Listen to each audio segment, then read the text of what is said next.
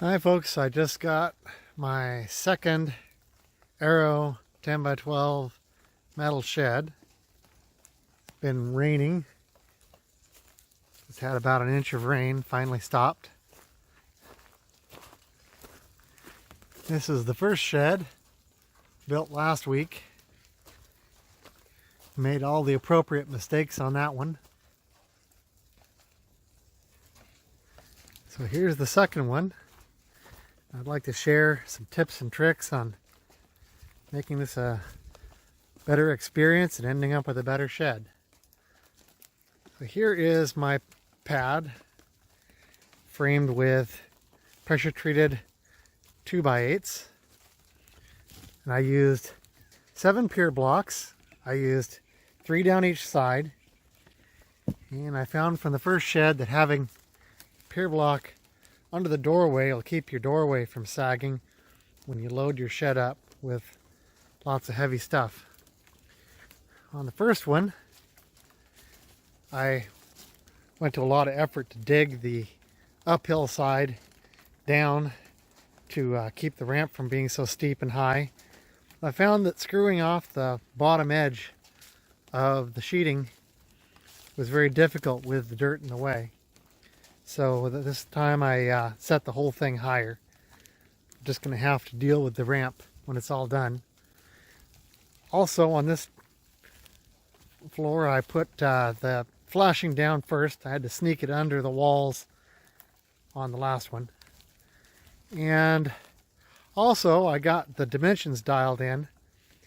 The width is 120 inches, 10 feet, but the length needs to be 142 inches, 2 inches shy of 12 feet, because the shed, being metric dimensions, ended up leaving about an inch of deck forward and back that is just going to be a rain catcher.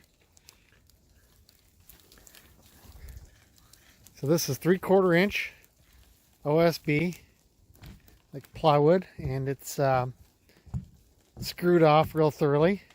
It's a tongue and groove style OSB. Nice and solid to jump on.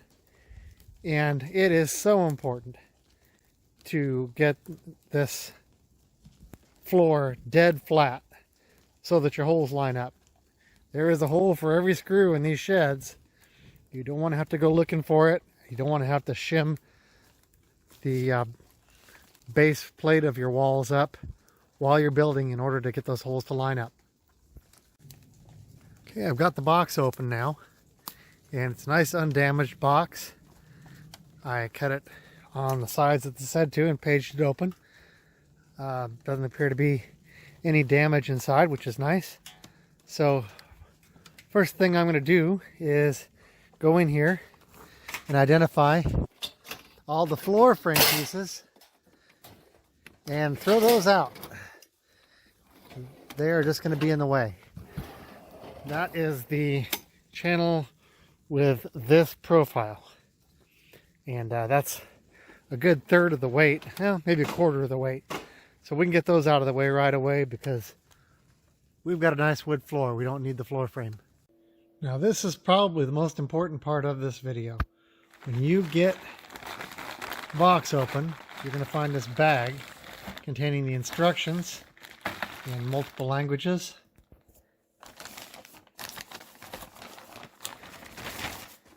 They're fairly thorough. Didn't find any major mistakes in there. And here is the floor assembly manual. You can go ahead and throw that away. I can't imagine anyone would want to use flimsy metal for the floor. You want either a concrete slab or a wood foundation. When you get into this bag, you're going to find a second bag containing your screws. And you're going to have a whole bunch of these machine screws. These are used for holding together the beams, holding together wall panels, holding the roof on. And they are frustratingly short. Each one of these is, you're going to have to mash it through the extrusions and struggle and fight to get a nut onto them. And that's why partway through the first shed, I got myself some 832, number 832 thread screws. And these guys are considerably longer than the stock screws. Going to make it a lot easier to get things started. For some things where you're really frustrating, fighting the things getting together, especially the roof panels, I've got some 1.25 inch. So I've got 100 3/4 and 100 1.25. And these Phillips heads, you're not going to need to put a lot of torque on them. Typically, you're just going to get things just beyond finger tight, and that's going to be fine for these screws. Now, also, you're going to find a bag of about 300 very short sheet metal screws, and these are Phillips. And trying to keep a Phillips screw aligned with the hole, even with a magnetic bit, while you get them started, is going to make you nuts. So I went ahead and bought, and again, I learned this halfway through my first shed. I bought a couple hundred, number 10 by 3/8, and these are zinc with a hex head on them. And you can drive these with a magnetic nut driver on an impact. Keep them nice and straight quite easily. Those will work for general purpose really well at 3/8 long, which is a little bit longer than the ones that come with. In addition to those, I got some 1/2 inchers for some of the more difficult starts. You can fish around for the second hole a little easier if you got a longer screw. Now, anywhere you're using these screws through the exterior of the building, you want to use these plastic washers that come with it. And they don't put up too much of a fight. And let me break one off. They stay fairly well on the screws while you're getting them started.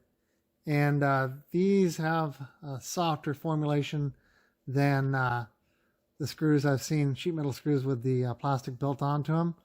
And they will mash and fill the gaps, especially in the roof panels, quite well. So that'll make your job much easier than fighting Phillips head screws that are too short. Well worth it. So again, 200 of the number 10 by 3/8 slotted hex washer sheet metal screws in zinc. 100 of the 832 1.25, and 100 of the 832 3/4, and I got a couple hundred of these number 832 zinc nuts as well. That'll make things a lot easier. I want to add that in with these screws that you're going to avoid using because they're just a terrible hassle, you will find hidden some acorn nuts for the door handles and a set of these black screws that go with the door glides. You're going to want to keep those together for near the end of the project for hanging and adjusting your doors. So fish those out of those screws and then put them in a drawer and forget about them forever. Getting ready to do step one from the plans. It was rainy yesterday, so went ahead and put the plastic washers on all 300 of the sheet metal screws. Don't particularly need them on all steps, but nearly all, and it just makes it a lot easier to have them on already so you're not fumbling with them. And the other way to keep from fumbling with your screws is to have a magnetic holder on your drill or impact. I'm using the DeWalt 20 volt impact driver rather than a drill. Just got to be light with your touch so you don't strip the screws as you put them in. And if you are sure that your foundation is square and level, there's no need to put any more screws in this base frame than are necessary to maintain your spacing so that the holes line up. Again, here I've gone ahead and taken out all the floor framing pieces, as I'm not using those. You probably won't either. They're just a bunch of flimsy metal for the floor to maintain spacing. You don't need that if you've got a good base. I'm going ahead and using the included machine screws and nuts for joining the base frame pieces together, because they're nice and short, and that actually helps in this case. And for that, you're going to need an 11/32 driver. You'll use a 5/16 driver for the number 10 screws we'll use for the rest of the project.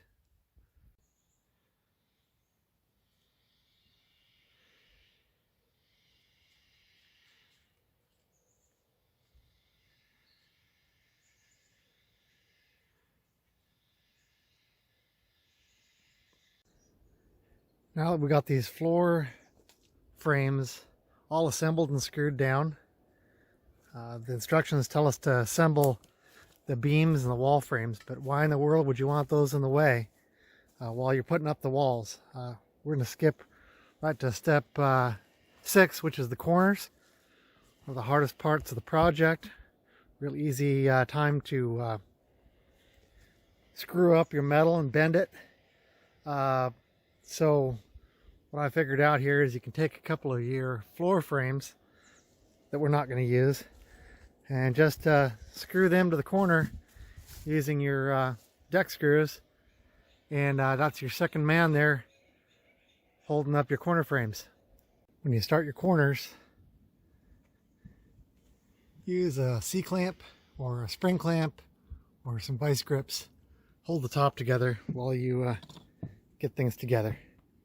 If you go to use the included screws to hold these panels together mid-span, you are going to drive yourself nuts. They're so short, you're not going to be able to push them through and get a nut on the back side. So go ahead and use your 3/4 832 screws. Push them on through. Yeah, you won't have to fight at all. That screw is going to be sticking out the other side, ready for a nut. I promise you that every hole in this kit is in the right place. So if you look through and don't see the hole you're after, the hole's not in the wrong place. You are in the wrong place. Put away that drill bit, it'll just get you in more trouble. I found it can be helpful to lean something heavy against the inside while you get the bottom edge of your corners started.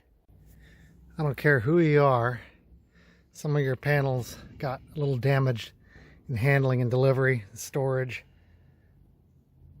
Yeah, hand pick those for the back. Now that your 4 corners are up,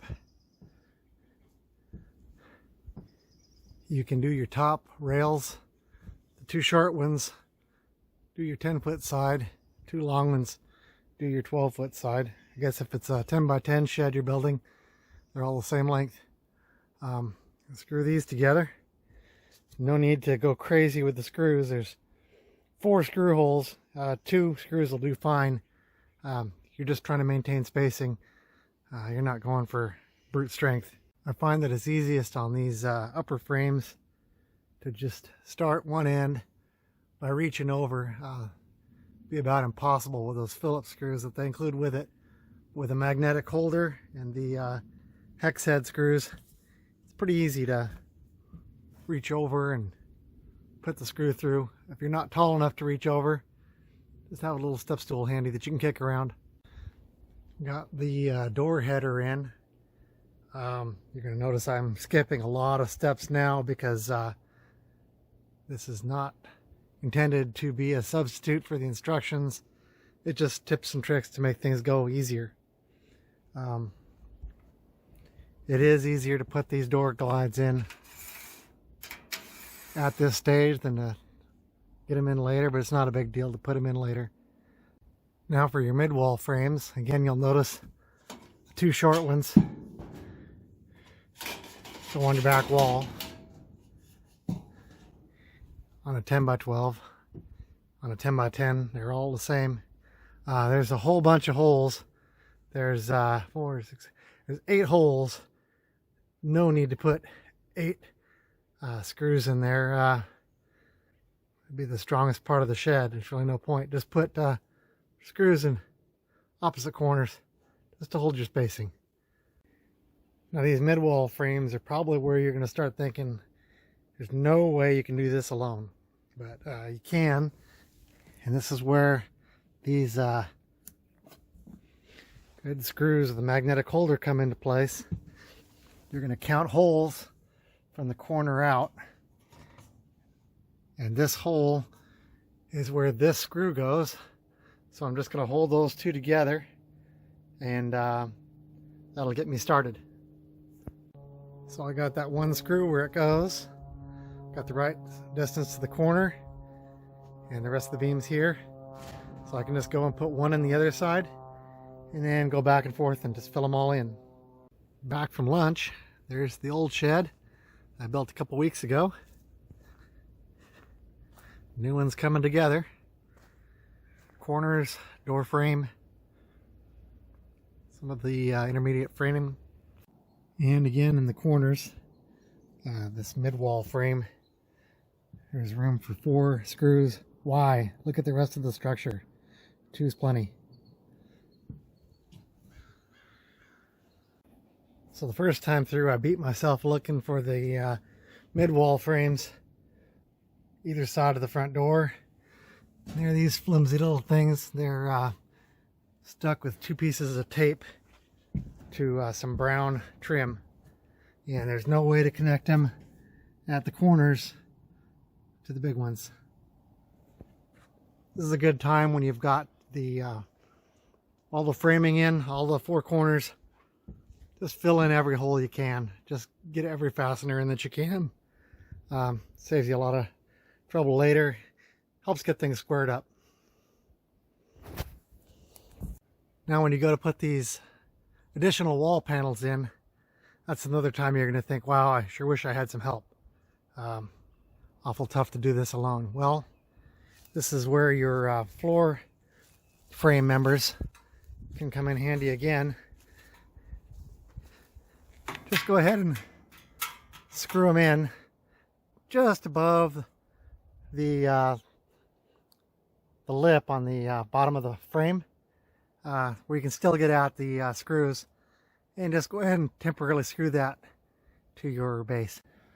With a piece of your floor framing screwed in, keeping your panel from sliding over the edge, and with a magnetic bed holder, you can go ahead and start these panels one-handed, no helper. Even get yourself video while you're doing it. Easy as that. I can get both these panels in back here. I'm just starting them in that mid-wall frame, and I can button up the bottom edge and the top as I finish each panel, just to keep everything straight. With the back wall done, go ahead and come around to the sides and screw your floor frame on just above the edge. Can't go all the way, but we'll just move it down as we need to.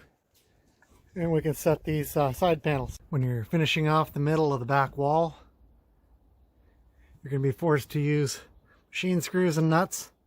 Again, don't beat yourself up using the short ones that they give you. Use the 3/4 inch 832s. Okay, all the walls are in.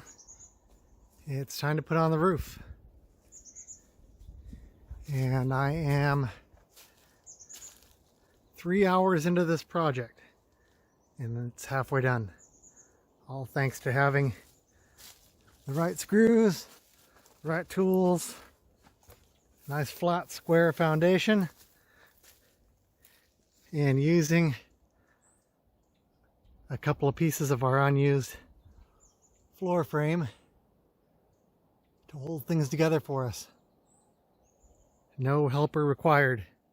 These gables are a little ridiculous, but anyway, these little guys here are going to go in with your sheet metal screws, and then there's this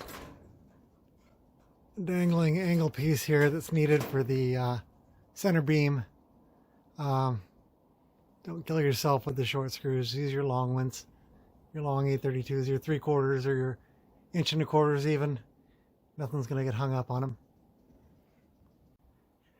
Now with the gables in place,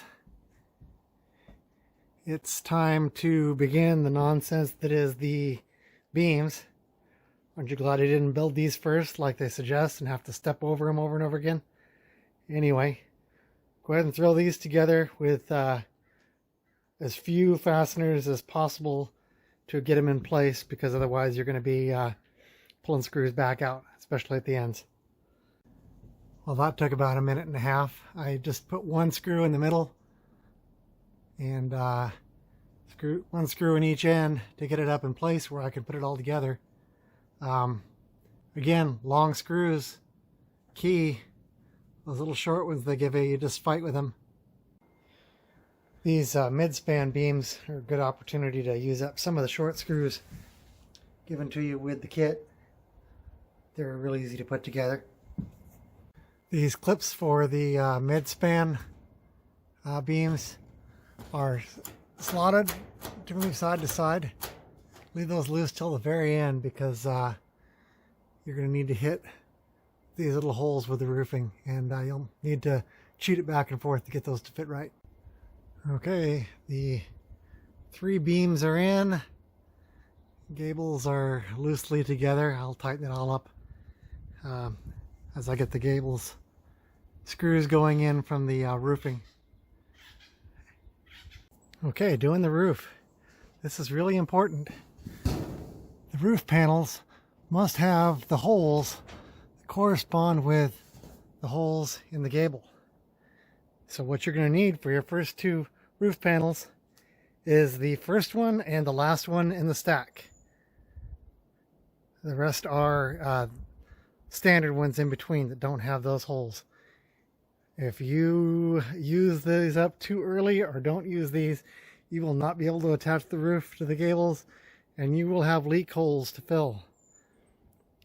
Also, you need to put your ridge on as you go.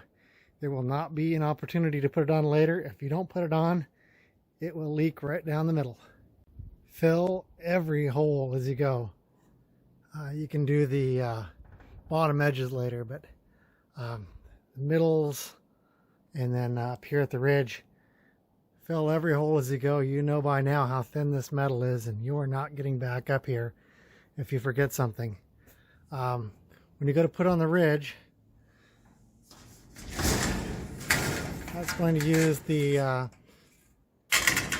screw holes at the joints, and that's where you're going to want to use those 1.25 inch screws that I made you buy, because there'll be plenty hanging down there that you can reach up and tighten the nut from inside, while holding the threads with needle nose pliers.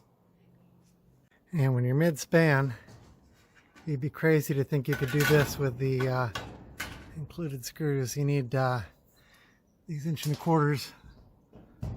They'd even like to be a little bit longer. Trying to do this one-handed. So you're going to put a washer on 1.25 inches, go through both ridges, the joint in the roofing,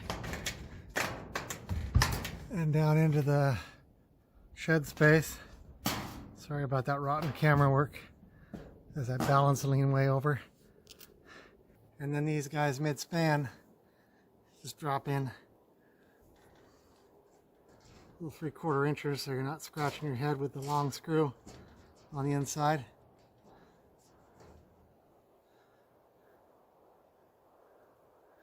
I get a washer on with one hand, reach over and drop that one down in both sides, and you'll be able to find that on the inside. This third and last piece of ridge makes things kind of weird. You want to put the 1.25 inch screws through the 2 ridges and the roofing, and you're going to want to leave those pretty loose. I'm going to go inside and get nuts on them, but I'm going to do it very loosely because I want to be able to lift that ridge up to get the other roofing underneath it. Okay, we've arrived at the second to last piece of roofing. You want to leave the last piece for whatever spot is easiest to ladder from, because you were going to be doing this from the outside, laddering over the side.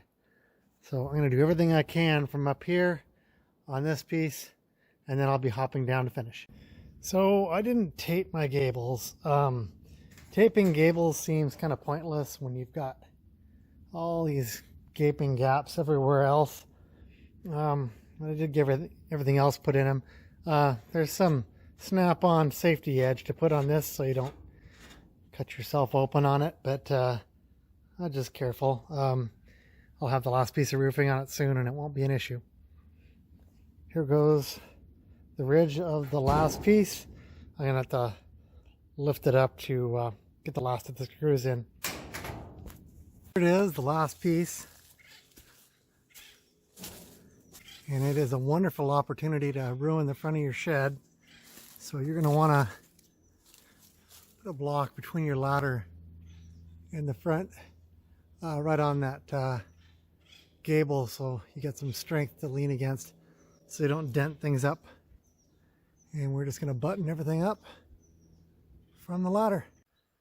Now we're buttoning up the edges of the roof from a step ladder. You're going to want to do these lap joints first before you do the screws either side, because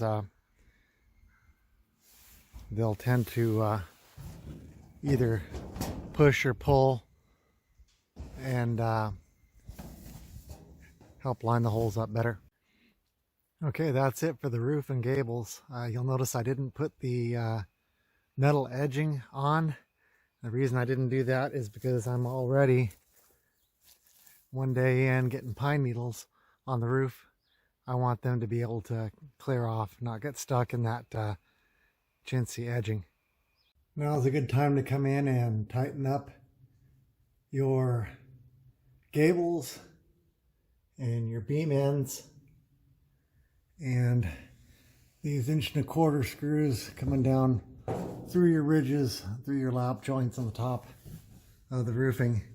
You can just grab a hold with your needle nose pliers, pull down and get the nut started, then grab down to the bottom with your needle nose pliers, give a good pull and tighten these nuts up against the sheet metal. Build your doors next to each other. It makes things so much easier. The instructions aren't real clear. This, remember, is at an angle. You can go up or down on the door handles to catch a screw. Doesn't matter. Make you look a lot more clever if they match though. When you're hanging your doors, you're going to use the upper set of holes on the edge toward the center and the lowest set of holes on this side. The header sags with the weight of the roof on it, and that's the only way you're going to get the doors to close straight. Might as well start it that way instead of having to adjust it later. And there it is, finished in 8 hours of work over 2 days. I had to knock off and do some things yesterday. Took me about 4 hours to build the base, and it goes a lot easier if you have a good square flat base to build it on. Every screw hole from the first to the last will line up. Now, because I built on a side hill, I ended up in the air a bit, and my 88-year-old dad's going to be using this shed, so putting in a ramp, making it 3 feet wide. The door is 4 feet, but you don't need a ramp that big to dolly things in and out of it. And when I finish, it's going to look like this. I used two 20-footers.